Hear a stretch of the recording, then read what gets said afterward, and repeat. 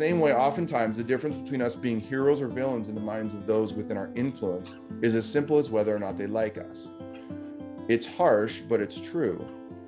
Our job as leaders isn't to be liked, but to lead and to lead well. Unfortunately, leading well, and even for the sake of others, isn't always celebrated. To the contrary, we often sabotage leaders who have fought for us behind the scenes, but whose fights we've never seen.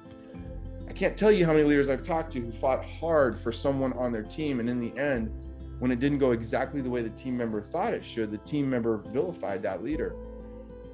While I would love to suggest that leading well, listening, being sacrificial, and kind and loving is always celebrated, that would be only a half-truth. It doesn't mean I don't think that all those things aren't the right things to do. I would say absolutely, but simply that we may not be rewarded in the short term for those sacrificial acts. And that once we start to begin to understand that we're leaders, now the opportunity for learning begins. And the question of whether or not we'll be heroes or villains in the minds of others is important, but it cannot be the fundamental framing going forward. I think we have to be aware of our capacity to be either is really important, but managing to the perceptions of others alone, I say this alone, now hear me, I'm saying both, managing to their perceptions alone is only part of the formula for becoming leaders we may be called to become.